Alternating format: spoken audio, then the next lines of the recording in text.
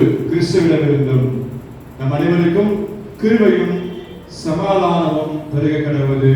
ஆமென். தலைகளை தாழ்த்தி நாம் ஜெபம் செய்வோம். ஆண்டுடைய சமூகத்தில் அர்ப்பணித்தவர்களாக ஜீவனுள்ள தேவனின் ஆவியே வாழும் என்ற பாடலின் கவி பாடி ஆண்டுடைய வார்த்தைகளுக்கு நாம் ஆயத்தப்படுவோம்.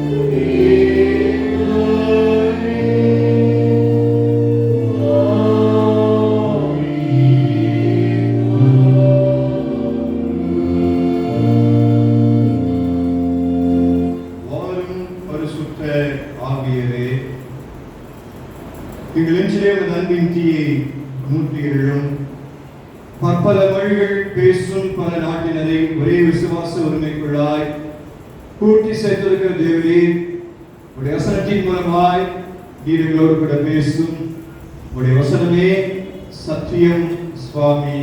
ஆமென். கிறிஸ்துவுக்குள் அன்பான திருச்சபை மக்களே, திருத்துவ பண்டிகைக்கு பின்னரக்கூடிய 10ஆம் ஞாயிறு இந்த நாள் ஆராதனையில நாம் சிந்திக்கும்படி கொடுக்கப்பட்டிருக்கின்ற பிரசங்க வாக்கியம் அது பரிசுத்த மத்தேயு எழுதின சுவிசேஷம் 21ஆம் அதிகாரம் 33 முதல் 46 வரை, 33 துவங்கி 46 வரை. மத்தேயு 21வது அதிகாரம் வசனங்கள் 33 முதல் 46 வரை. எல்லாருமே எடுத்து இணைந்து வாசிக்கலாம். வேறொரு உவமையை கேளுங்கள். வீட்டு எஜமானாகிய ஒரு மனிதன் இருந்தான். அவன் ஒரு திராட்சை தோட்டத்தை உண்டாக்கி அதை சுற்றிலும் வேலி அடைத்து அதில் ஒரு ஆலையை ஆக்கி கோபுரத்தையும் கட்டி தோட்டக்காரர்களுக்கு அதை பிள்ளையாக விட்டு பிரதேசத்துக்கு போயிருந்தான். எதிர்காலம் சமீபத்தோடு இதன் கைகளை வாங்கிக் கொண்டு வரும்படி தன் ஊழியக்காரரை தோட்டக்காரர்களை அனுப்பினான். தோட்டக்காரர் இந்த ஊழியக்காரரை பிரித்து ஒருவனை அடித்து ஒருவனை கொலை செய்து ஒருவனை கல் எறிந்து கொண்டார்கள். பின்னும் அவன் முன்னினவை அதிகமான வேறு ஊழியக்காரர்களை அனுப்பினான். அவர்களையும் அப்படியே செய்தார்கள். கடைசியிலே அவர்கள் குமாரன் அனுப்புவார்கள் என்று சொல்லி குமாரனை அவர்களை அனுப்பினார். தோட்டக்காரர் குமாரனை கண்டு சுதந்திரவாழி இவனை கொன்று சுதந்திரத்தை கட்டிக் கொள்வோம் வாருங்கள் என்று ஒருவரோடு சொல்லிக் கொண்டு அவனை பிடித்து திராட்சை தோட்டத்துக்கு புறம்பே தள்ளி கொலை செய்தார்கள். அப்படி இருக்க திராட்சை தோட்ட எஜமான் வரும்போது தோட்டக்காரர் என்ன செய்வான் என்று கேட்டார். அதற்கு அவர்கள் அந்த புதியரை கொடுமையாக அழித்து ஏற்ற காலங்களே எனக்கு கனிகளை கொடுக்கத்தக்க வேறு தோட்ட காலத்திலே திராட்சை தோட்டத்தை குத்தை கொடுப்பான் என்றார்கள். இயேசு அவர்களை நோக்கி வீடு கட்டலின் ஆகாரங்களை மூளைக்கு தலைப்புள்ளாயிற்று.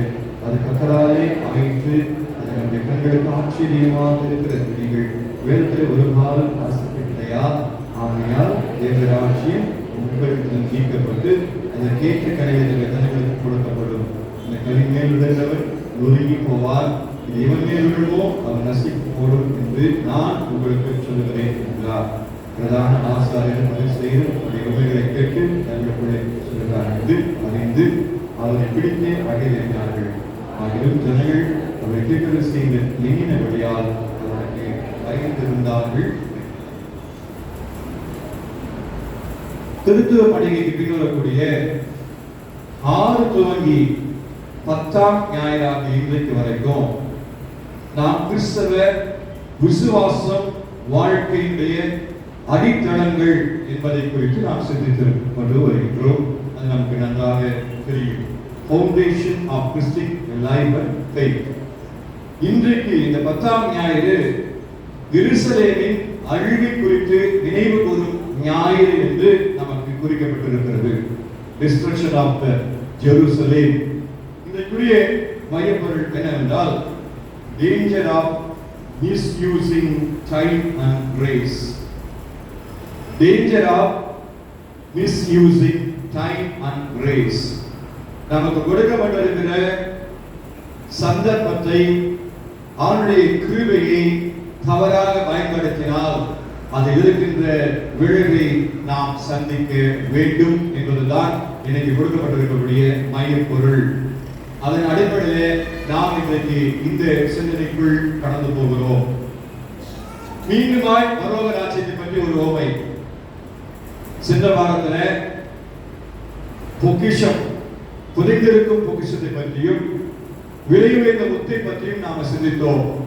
இன்றைக்கு ஆண்டவர் திராட்சை தோட்டத்தை குறித்து அதன் அடங்கியிருக்கிற உண்மைகள் என்ன என்பதை அடிப்படையாக கொண்டு பரலோக ராஜ்யத்தின் மகிமையை ஆண்டவர் நமக்கு எடுத்துரைக்கின்றார்.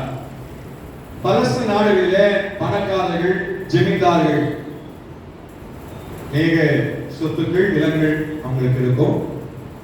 தூர தேசத்துல அவங்க போகும்போது அந்த நிலத்தை குத்தகைக்கு விட்டுட்டு போவாங்க. நம்முடைய தேசத்திலும் அப்படி நடக்கும். குத்தகை காலம் அவர்கள் எப்போது அந்த இடத்துல அந்த ஈவு கிடைக்குமோ அப்போது ஆட்களை, வேலையாட்களை அனுப்பி அந்த தனக்குரிய பங்கு என்ன என்பதை அவங்க கேட்டு வாங்கிக் கொள்வாங்க. அது உலக நடப்பு. அதே போலதான் ஒரு ஜமீன்தார் அவர் சொந்த நிலத்தை குத்தகைக்கு விட்டு செல்கின்றார். ஏற்ற காலத்திலே கனிகளை அவர் பெற்றுக் கொள்ளும்படியாக வேலையாட்களை அனுப்புகிறார். அதற்கு பிறகு நடந்த காரியங்களை தான் இன்றைக்கு நாம் சிந்திக்க இருக்கின்றோம். முதலாவது, உரிமை தந்த எஜமான். உரிமை தந்த எஜமான், லேண்ட் ஓனர் யாருன்னா இதா. ஆதியாகமத்தில் நம்ம வாசிக்கிறோம், எல்லா உரிமையும் நமக்கு கொடுத்தார். இந்த உலகத்தை உருவாக்கி அவருடைய சாயலை நம்மை உருவாக்கி படைப்பின் மகுடம் என்ற ஸ்தானத்தை கொடுத்து நம்மை ஆசீர்வதித்த நம்முடைய பிதா. அதற்கு நடந்த பின் வந்த செயல்பாடுகளில் அவர் வேதனையோடு இருந்தார் என்பது நமக்கு தெரியும். வாசிக்கலாம். ஆதியாகமம் முதல் அதிகாரம் 27, 28 வசனங்கள்.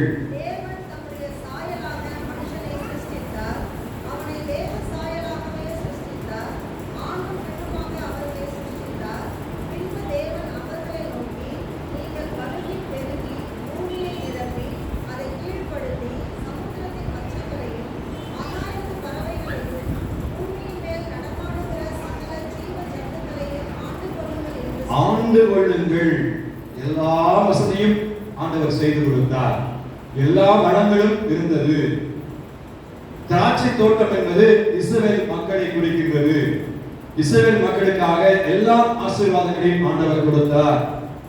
ஒரு திராட்சை தோட்டத்திற்காக எல்லா வசதிகளையும் செய்து கொடுக்கிறார். அந்த நிலத்தை நன்றாய் பண்படுத்துகிறார். அந்த கனிகள் வருவதற்கு ஏற்ற எல்லா காரியத்தையும் செய்து தோட்டக்காரத்தில் கொடுத்து போகிறார். நம்முடைய இந்த உலக வாழ்க்கையும் வளம் பெறும்படியாக, நாம் எல்லாரும் நன்றாக எல்லா நிலையிலும் ஆஸ்வதிக்கும்படியாக தான் நமக்கு வாய்ப்பை ஆண்டவர் கொடுத்தார் என்பது நமக்கு தெரியும். அந்த திராட்சை தோட்டமானது ஒரு ஆசீர்வாதமாக இருந்தது.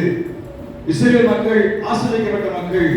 சங்கீதங்கள் 135வது சங்கீதம் 4ஆம் வசனத்துல இப்படி சங்கீதக்காரன் குறிப்பிடுகிறார். 135:4.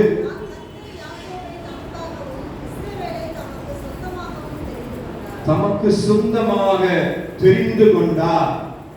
தம்முடைய பிள்ளைகள் தம்முடைய ஆசீர்வாதத்தை பெற்றுக் கொள்வதற்கு தகுதியானவர்கள் அவர்கள்தான் என்று தெரிந்து கொண்டார்.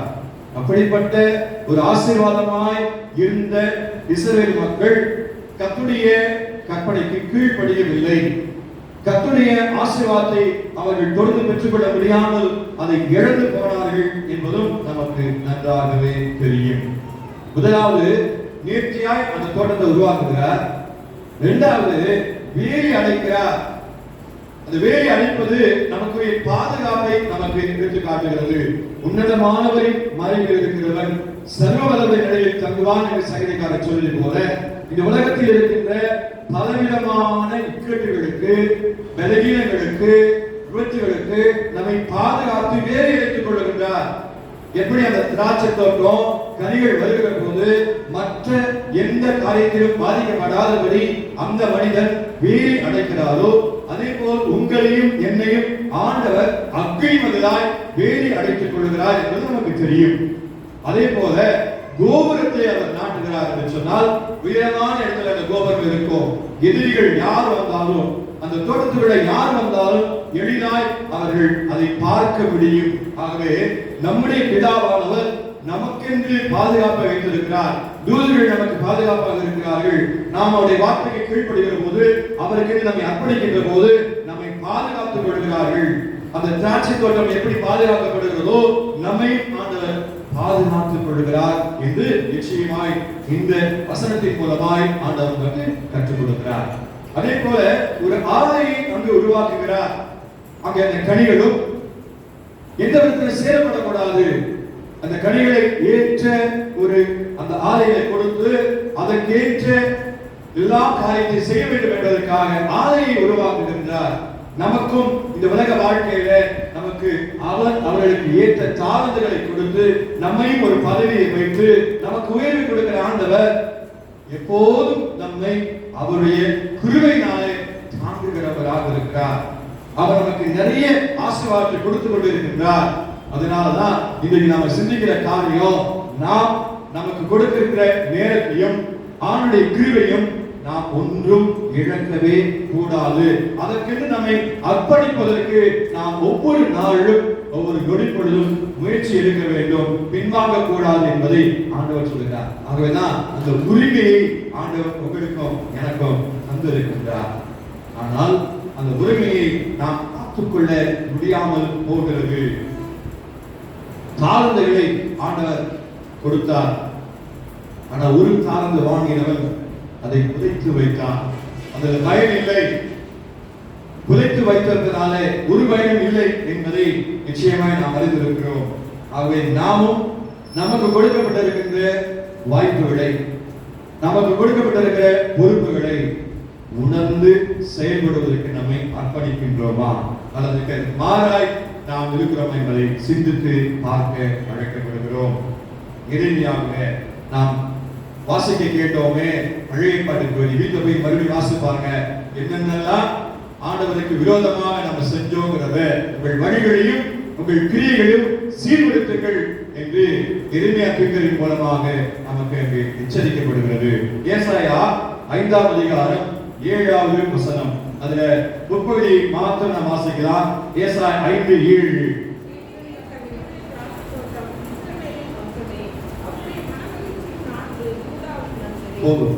இந்த இஸ்ரவேலின் வம்சம் யூதா, அதை ஆண்டவர் உறுதிப்படுத்துகிறவராக இருக்கின்றார். தூர பயணம் செல்லுகின்ற இந்த எஜமான் அல்லது ஜெமீன்தார் எதை குறிக்கிறது? ஆண்டுடைய மறு வருகையை நமக்கு எடுத்து காட்டுகிறது. ஆண்டவர் இந்த உலகத்திற்கு வந்தார், நமக்காய் தன்னை அர்ப்பணித்தார், நம்மை மீட்டு ரட்சித்தார். மீண்டுமாய் அவர் நம்மை சந்திக்க வருகிறார். அவர் அப்போது நியாயாதிபதியாய் வர இருக்கிறார். தாழ்மையோடு அல்ல, முன்பாக வந்தது போல் தாழ்மையாய் அல்ல, அவர் நியாயாதிபதியாய் வர இருக்கின்றார். அவருக்கு நாம் பதில் சொல்ல வேண்டும். ஆகவே இந்த திராட்சை தோட்டத்தை எஜமான் தோட்டக்காரத்துல கொடுத்து ஏற்ற காலத்துல அந்த கனிகளை பெறும்படியாய் வேலைக்காரரை அனுப்பினதை போல் ஆண்டவர் நம்மையும் அவர் இந்த உலக வாழ்க்கையில சந்திக்க வர இருக்கிறார். நமக்கு கொடுக்கப்பட்டிருக்கிற பொறுப்புகளிலே உரிமையை நாம் தக்க வைத்துக் கொள்ள அழைக்கப்படுகிறோம். நமக்கு தந்த உரிமையை நாம் இழக்காமல் இருக்க, நாம் ஒவ்வொரு நாளும் அதற்காக ஜெபிக்க, அதற்காக உழைக்க நம்மை அர்ப்பணிக்கிறோமா? சிந்தித்து பார்ப்போம். அதுதான் ஆண்டவர் விரும்புகின்றார். ஆகவே உரிமை தந்த ஒரு எஜமான். என்னென்ன உரிமை கொடுக்கப்பட்டதுன்னு சொல்லி எனக்கு கொடுக்கப்பட்டிருக்கிற உரிமை பொறுப்பு எனக்கு தெரியும். இங்க அமர்ந்திருக்கிற எல்லாருக்கும் ஒரு பொறுப்பு இருக்கிறது. படிக்கிற பிள்ளைகள் படிக்கிறவர்கள் நன்றாய் படிக்க வேண்டும். பணியில இருக்கிறவர்கள் அந்த பணியில செய்ய வேண்டிய பொறுப்புகளை அலட்சியப்படுத்தாமல் செய்ய வேண்டும். குடும்பத்தின் காரியங்களில் என்னென்ன காரியங்களை செய்ய வேண்டுமோ அந்த குடும்பத்தின் மக்கள் சரியாய் செய்ய வேண்டும். தேசத்தில் கொடுக்கப்பட்ட பொறுப்புகளுக்கு அவர்கள் எல்லா மக்களுக்கும் ஏற்ற விதத்தில் நன்மையை செய்கிற மக்களாய் அந்த பொறுப்புகளை நிறைவேற்ற வேண்டும். இவர்கள் எல்லாம் கர்த்தரால் கொடுக்கப்பட்டது என்ற உணர்வு வரும்போதுதான் அந்த உரிமையை நாம் சரியாய் பயன்படுத்துவோம்.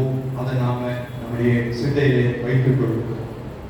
இரண்டாவதாக உதாசனப்படுத்தின தோட்டக்காரன். உரிமையை தந்தார் எஜமான், உதாசனப்படுத்தின தோட்டக்காரன்.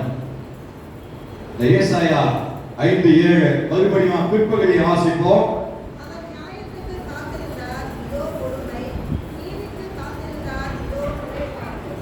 ஒன்றும் அங்கு செயல்படவில்லை. அவர் நியாயத்திற்கு எதிர்பார்த்திருந்தார், அங்கு நியாயமே இல்லை. ஆண்டவர் தந்த உரிமையை அந்த தோட்டக்காரன் மீறினார், உதாசனப்படுத்தினார் என்று நாம் நிச்சயமாய் அறிந்திருக்கின்றோம். எரேமியா 2ஆம் அதிகாரம் 21வது வசனம். எரேமியா 2:21.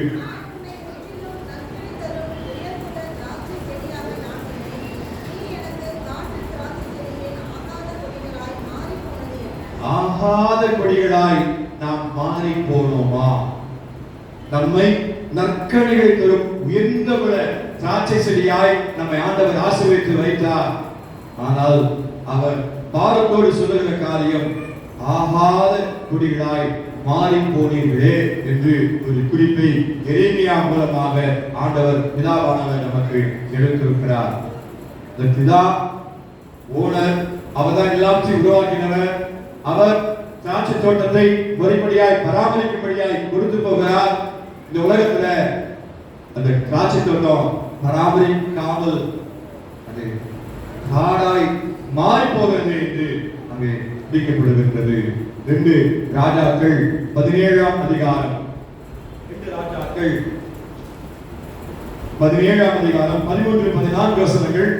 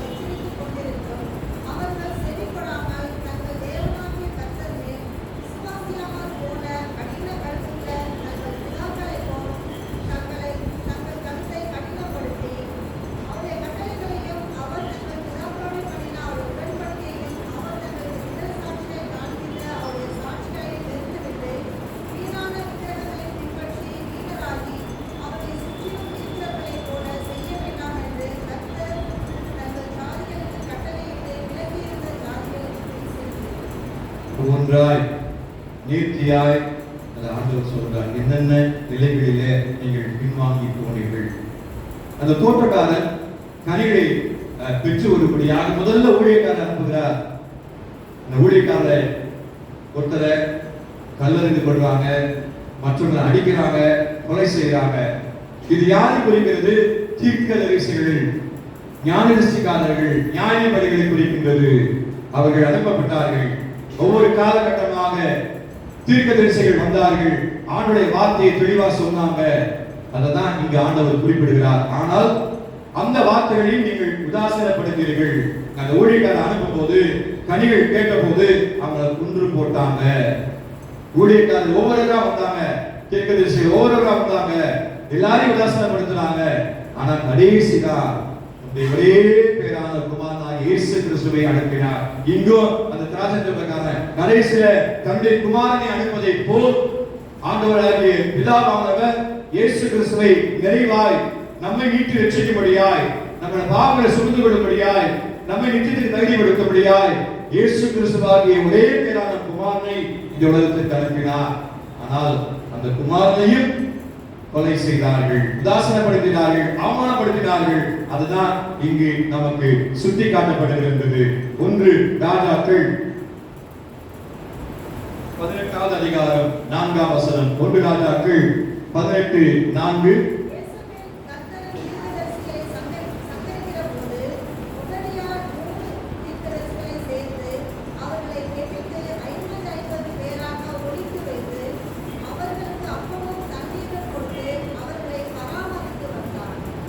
எசபேல் அநேக தீர்க்கதரிசிகளை கொன்றாள் என்று நாம் வாசிக்கிறோம்.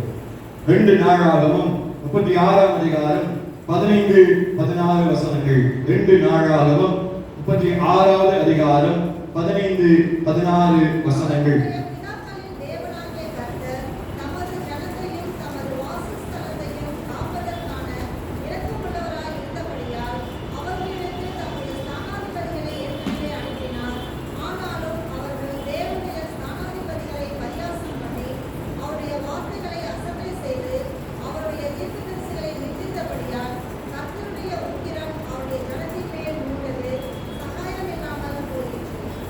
சகாயம் இல்லாமல் போயிற்று.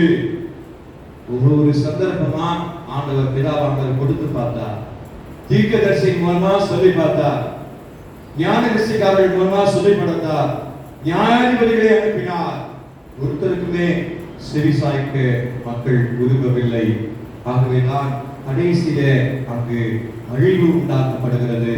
எப்படி சோதோம் குமோரா அழிக்கப்பட்டதோ அதுபோல் பெரிய அழிவு உண்டாகும் என்று ஆண்டவர் சொல்லுகின்றார். உதாசனப்படுத்துகிற அந்த தோட்டக்காரனை போல் இன்றைக்கு நீங்கள் நானும் இருக்கிறோமா? நமக்கு கொடுக்கப்பட்ட பொறுப்பை முறையாய் நிறைவேற்றுவதற்கு அர்ப்பணிக்கின்றோமா அல்லது உதாசனப்படுத்துகிறோமா என்பதை ஒவ்வொருவரும் சிந்தித்து பார்ப்போம். செப்பனியாவில் தீர்க்கதரிசி சொல்லுகிறார் 3ஆம் அதிகாரம் 7வது வசனம். செப்பனியா 3:7.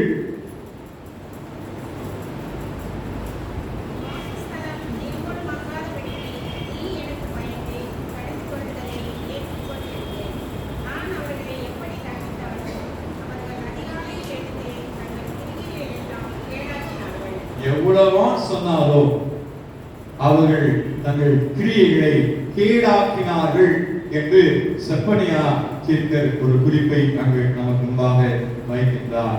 அது நமக்கு உள்ளத்திற்கு, நம்முடைய செயல்பாடுகளுக்கு என்னென்ன நிலைகளில நாம் ஆண்டவருக்கு விரோதமாக இருக்கிறோம் என்பதை நாம் எடுத்து போடும்படியாய், கர்த்தருக்கு நேராய் நாம் நம்முடைய இருதயத்தை திருப்பும்படியாய் அழைக்கப்படுகிறோம்.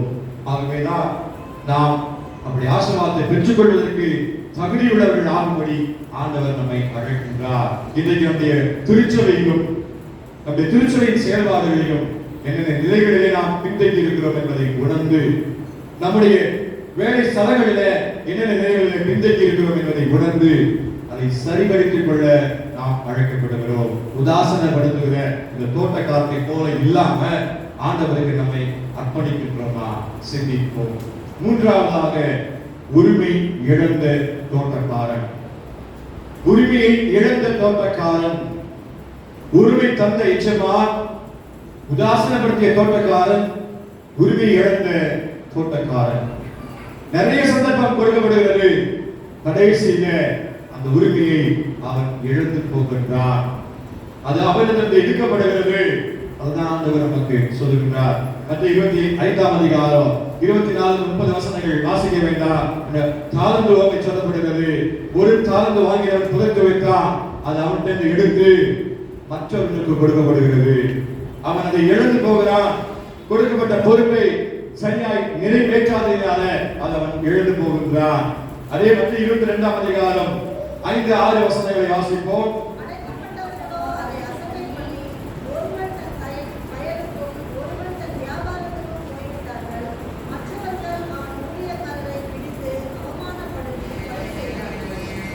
கல்யாண விருந்துக்கு ஒரு எஜமான் அழைத்தார்.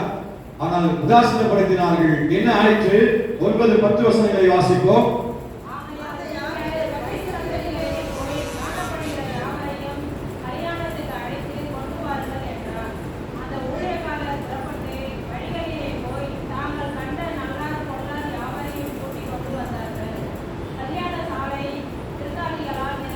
போதும். இஸ்ரவேல் மக்களுக்கு கொடுக்கக்கூடிய சிராக்கியம், அவங்களுக்கு கொடுத்துக்கொண்ட உரிமையை இழந்து போனாங்க. அதனால இழந்த உரிமையை மற்றவர்கள் பெற்றுக் கொள்கிறார்கள்.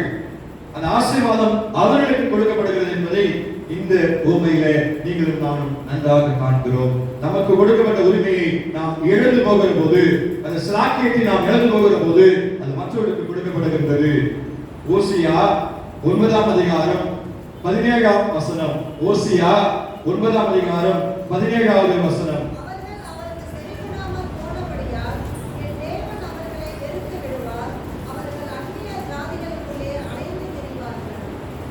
தேவன் அவர்களை வெறுத்து விடுவார். நம்முடைய ஆண்டவராக இயேசு கிறிஸ்து பிதாவானவர் அன்பு நிறைந்தவர், மனதுருக்கமும் நீதிய சாந்தமும் மிகுந்த கிருபையும் உள்ளவர் என்று வாசிக்கிறோம்.